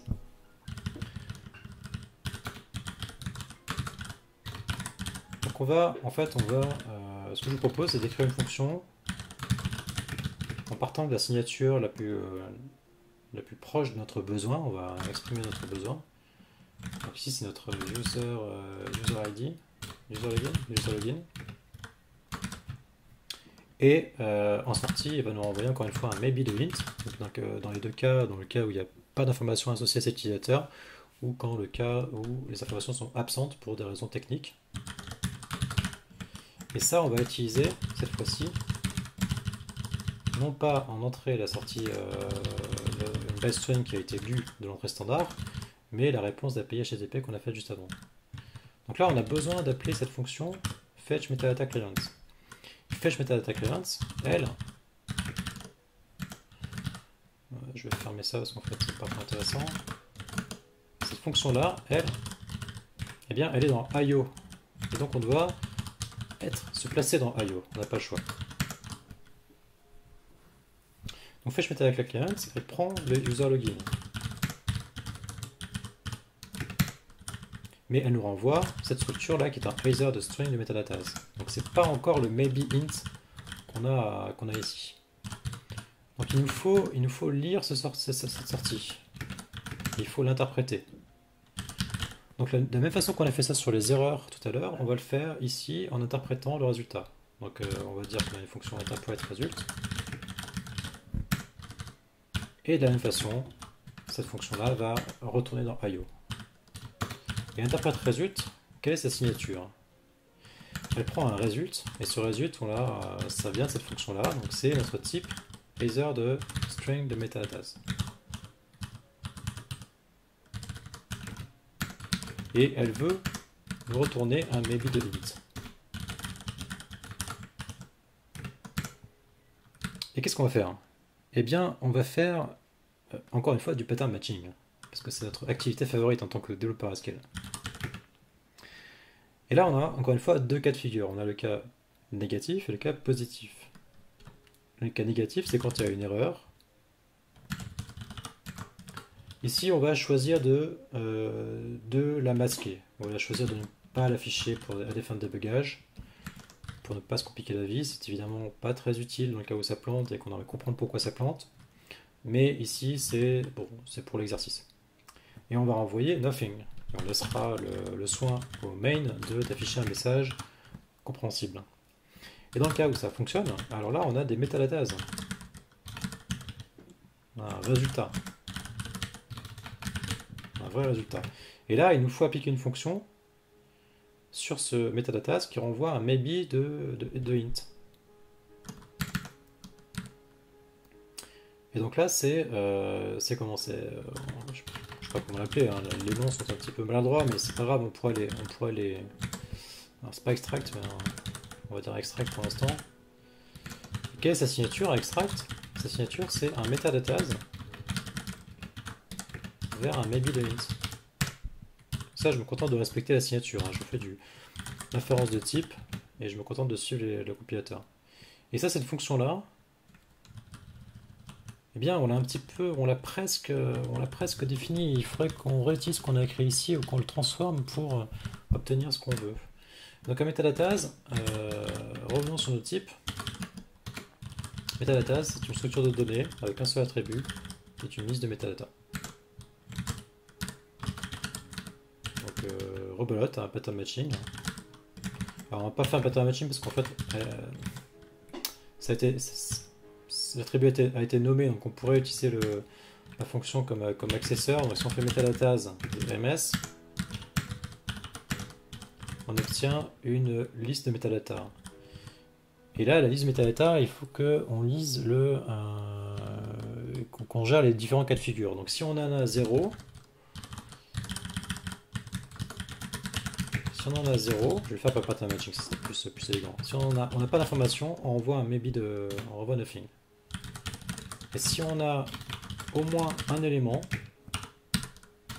un metadata, suivi de n'importe quoi, on s'en fiche, alors on va aller lire le contenu. Et ce contenu c'est quoi? Bah, c'est l'attribut qu'on a ici, viewerCount. Donc on le lit, viewerCount de m. Sauf que ça c'est un int, c'est ce qu'on veut, sinon c'est un maybe de int. Donc il faut qu'on enveloppe ça dans un just. Donc vérifions que ça compile.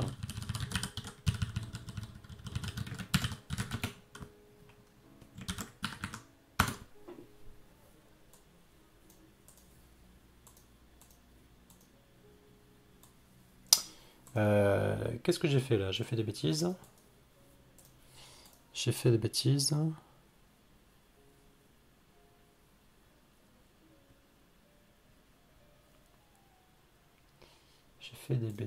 Oui, c'est pas client qu'on veut, c'est fetch metadatas.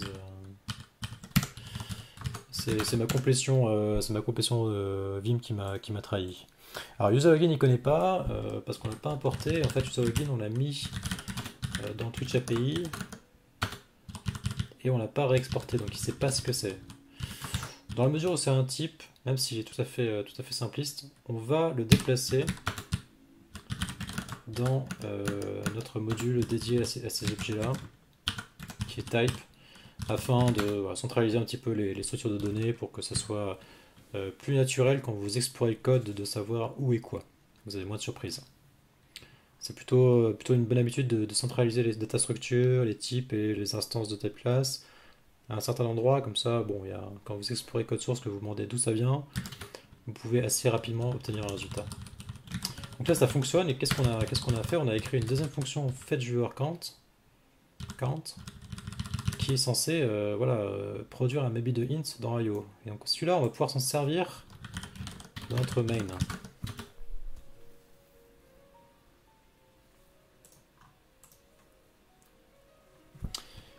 Donc là il faudrait écrire tout ça.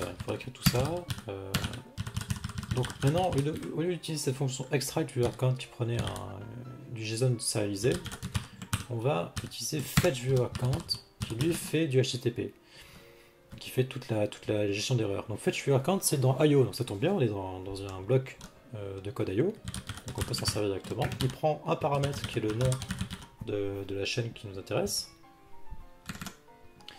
et il nous renvoie quoi? Un maybe de int. Donc on peut le binder sur viewerCount. Et maintenant il nous faut une fonction qui interprète ce maybe de int et qui renvoie une chaîne de caractères et qu'on va ensuite afficher un sortie standard. Et ça c'est ce que faisait putString ln après human viewerCount. Et donc si on remplace tout ça par viewerCount, va obtenir quelque chose qui compile.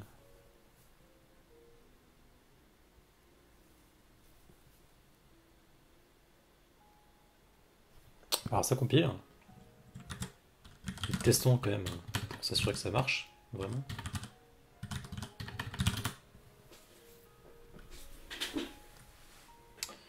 Alors, est-ce que j'ai le main disponible ici? Oui, donc je peux appeler le main. Youhou! Donc là, on a une nouvelle implantation qui fait l'appel HTTP sans avoir en entrée standard la chaîne de caractères. Donc on va pouvoir maintenant remplacer notre script run.sh et le limiter cette fois-ci au simple appel de la requête, enfin notre exécutable, qui continue d'écrire sur la sortie standard le résultat, mais c'est déjà quelque chose d'un peu plus simple.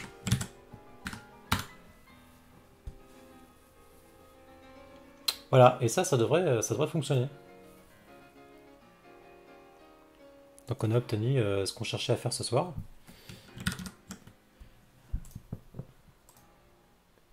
Donc je ne vais pas aller plus loin. Ce qu'on pourrait faire, l'étape suivante, c'est de ne plus avoir à faire ceci par redirection et écrire sur sortie standard, mais de faire l'écriture dans le code Haskell et faire aussi ce que fait le petit script watch à côté, qui est de lancer ça toutes les 5 secondes. Donc il lance ce script là toutes les 5 secondes, et ça pareil, on peut évidemment l'écrire dans le main de notre programme Haskell, le paramétrer, configurer ça de façon plus fine. Voilà, il y aurait plein de petites choses à faire en complément de ça. Mais je vais pas le faire ça ce soir parce qu'il est déjà un peu tard.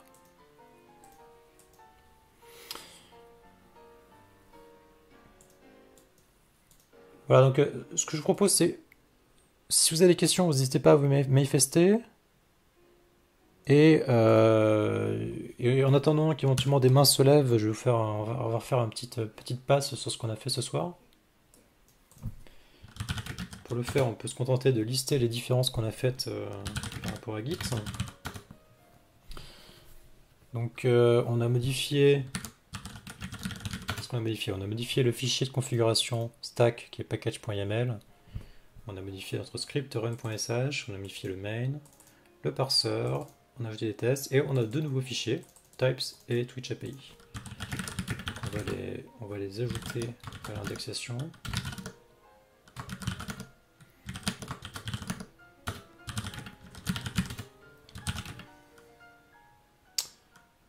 Et on va faire un petit tour des différences qui ont été faites ce soir. Donc on a modifié le main en remplaçant le code qui faisait l'entrée standard.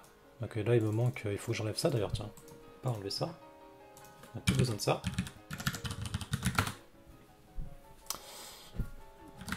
Tac.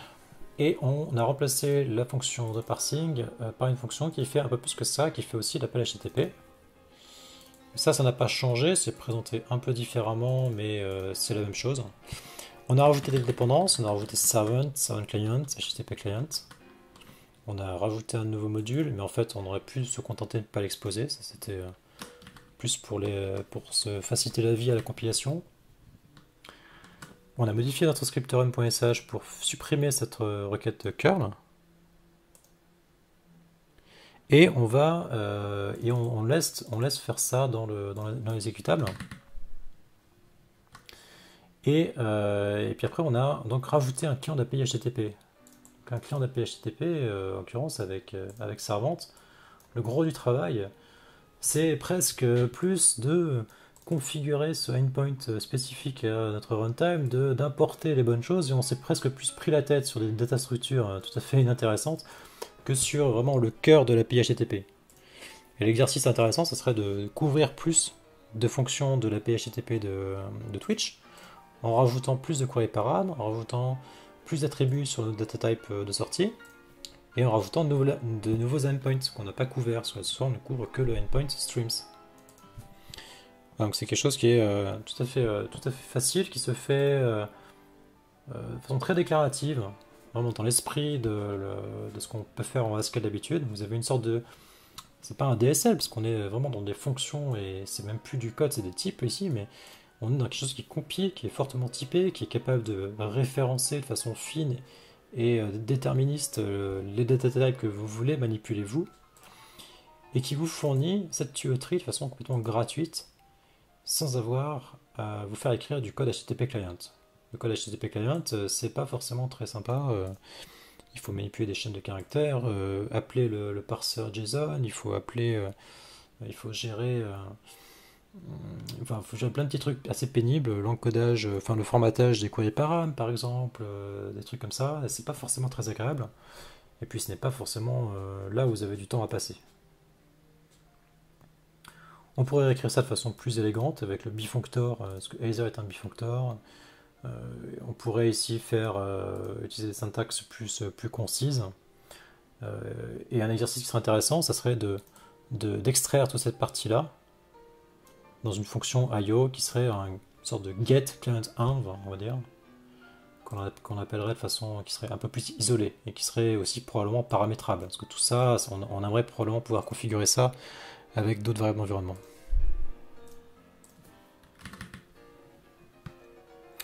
Et puis on a modifié le code existant de module Twitch Parser, dont là, finalement le périmètre a pas mal changé, hein.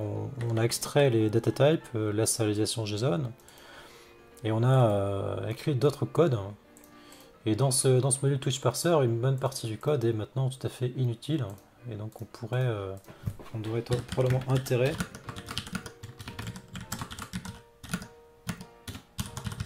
à supprimer ce qui n'est pas utile. En l'occurrence, ça commence par l'interface de ce module-là, dont ce module-là n'est plus utile.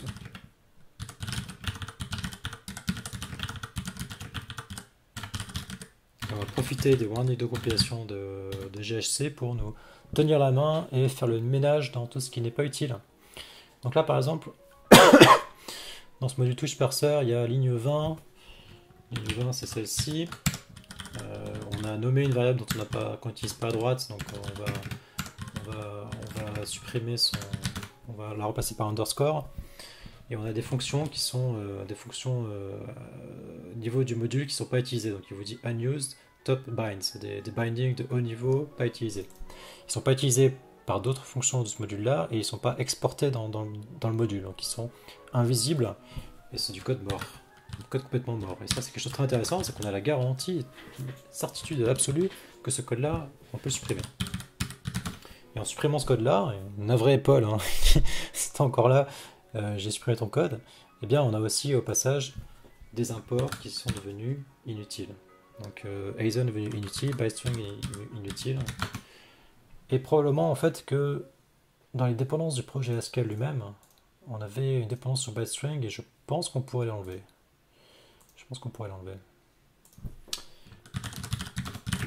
Parce que je pense pas qu'on utilise ByString à aucun endroit ailleurs.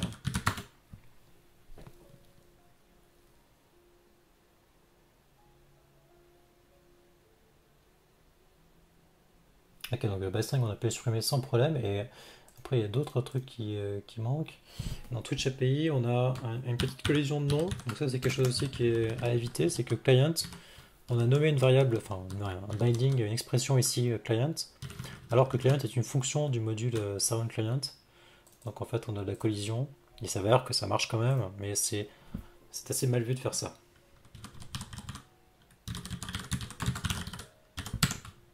Alors, des fois ça rend l'exercice, c'est un petit peu artificiel d'avoir à changer les noms, ça donne des fois des choses un petit peu ubuesques.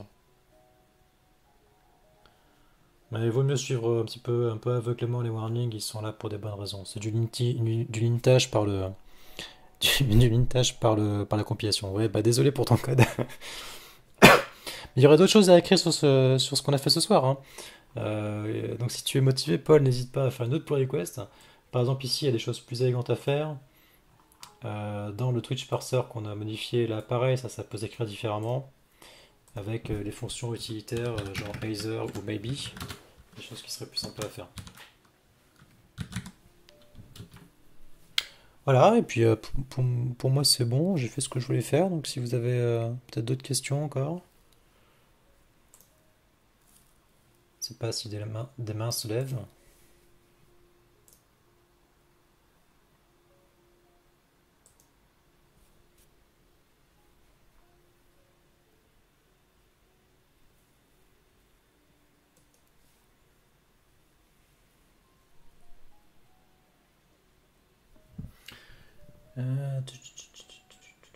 Alors, je vois qu'il y a deux, trois petits messages pas, que j'avais pas vus. Suggestion de Paul sur mon souci dans le REPL, c'est pas possible d'appeler 2.i sur un appel par seule de fonction. Ah oui, c'était 2.tag que je voulais faire. Merci Paul, effectivement, c'est ça. C'est quand la prochaine session? Bah, j'ai pas d'agenda officiel régulier, mais je pense que le plus simple, ça serait de le faire une fois par semaine. Donc, de fait, par extrapolation, ça sera tous les mardis à 21h30, avec probablement des exceptions.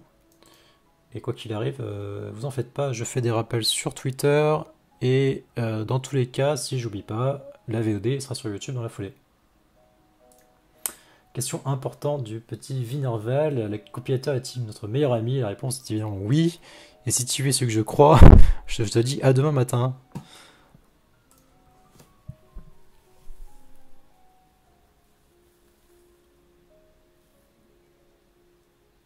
À demain, Raveline.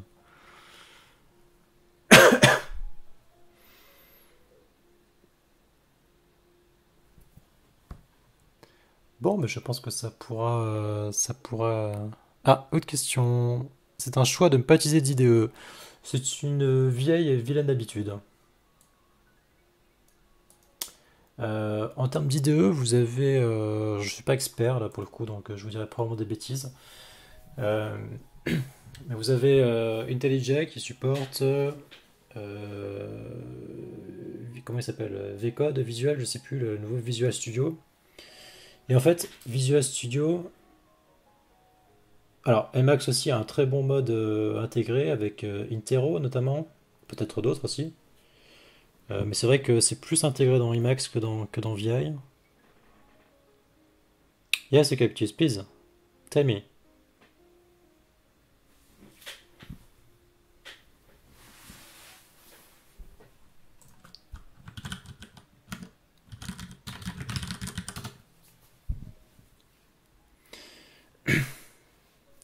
Et en fait, Visual Code, VCode, je sais plus comment ça s'appelle, le nouveau Visual Studio qui est sur toutes les plateformes. Pour leur IDE, ils ont une API, ils ont développé une API commune. C'est l'API, je sais pas, c'est pas IDE serveur, je sais plus quoi. Et en fait, il y a une implémentation assez avancée. VS Code, c'est ça, merci. Il y a une implémentation, un support de Haskell par cette API. Et j'ai l'impression que cette API, ce protocole, deviendra un petit peu le standard de facto. Et ça manquait un peu entre les différents Emacs et VI pour la partie plus roots. Et même entre les différents IDE traditionnels, ça manquait un peu. Donc ça sera une bonne nouvelle. Okay, so just is asking, I'm going to apply to university in 1 month. I'm only worried if I should choose IT or CS. Which one do you recommend if I like programming, but I also like hardware, etc. Okay, I'm not sure what the difference between IT and CS is exactly. Computer science for CS, of course. IT, I don't know exactly. I have no good advice for you. I'm sorry, guy. Uh, from my experience, the important part is that you won't learn your job at school. You learn a bunch of things, and personally, I've learned a lot of things that are not related to informatic. So this is, yeah, just learn things, open your mind. You have to learn how to learn things, basically. That's something very important. And when I was in school, I've learned to draw UML drawings, diagrams that I have no use right now.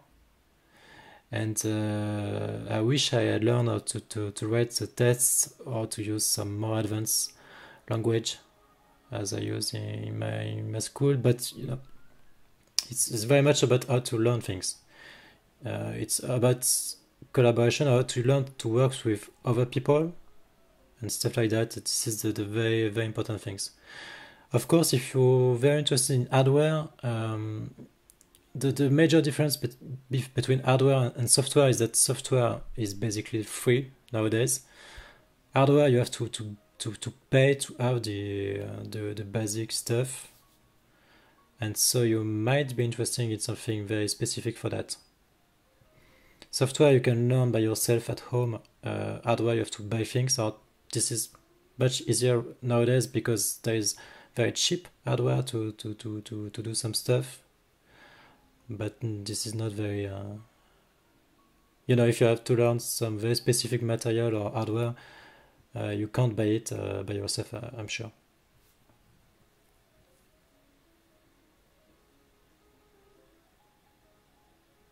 And be curious. Just be curious. Software is pretty big, hardware is pretty big.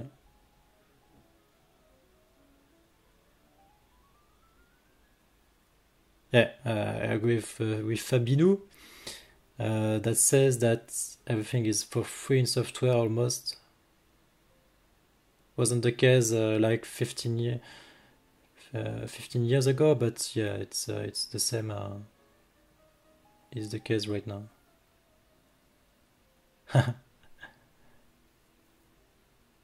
Well, if you're willing to get good at something, this is the very first step and very important one.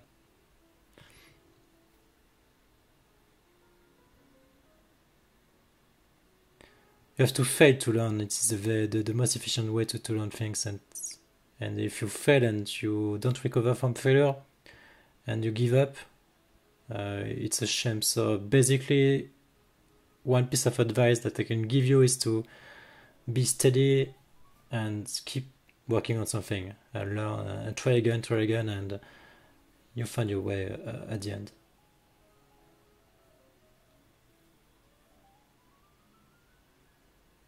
Yeah, you can learn both.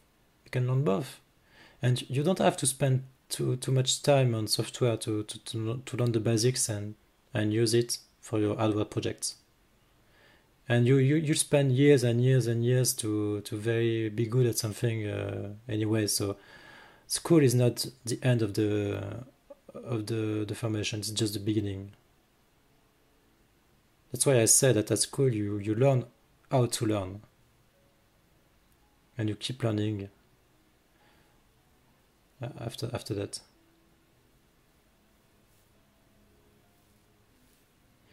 Lumi is asking, what are you building? I'm not building something very specific. This is a beginner's live coding session on Haskell to discover the syntax and learn a few things. And the source the sample I've used is to use the Twitch API to add on the screen the viewer counts that is currently of 11 viewers, and that is displayed on the bottom right corner of the screen. And to do that, we have done last week the parsing of the JSON return of the API, and this evening we have done the HTTP client that is able to consume the HTTP API of Twitch.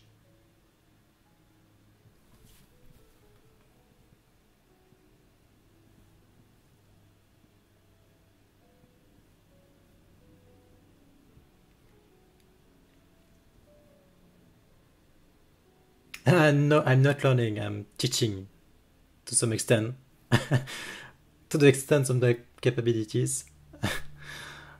And this is for beginners, but I'm not. I'm writing software. Yes, I'm teaching. I'm writing software professionally for a living, you can say. And I've been writing Haskell for 4 years right now.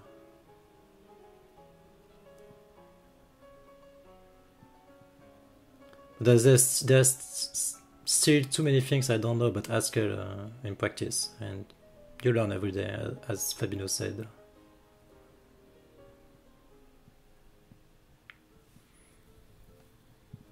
This is a stream from noobs, and I have no clue how English-speaking people have ended on this stream right now. But hello everybody.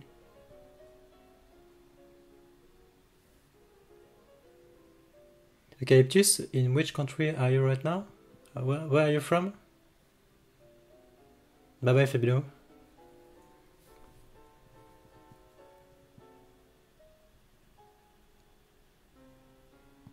Sweden, okay. So I suppose you're talking about the Erasmus program?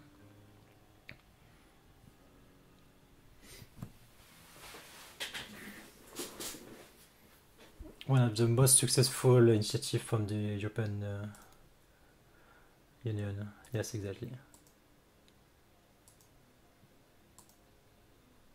I'm pretty sure you'll find something good. I know that. Okay. Well, unless somebody has one last question, I cut the stream right now and say goodbye, good night.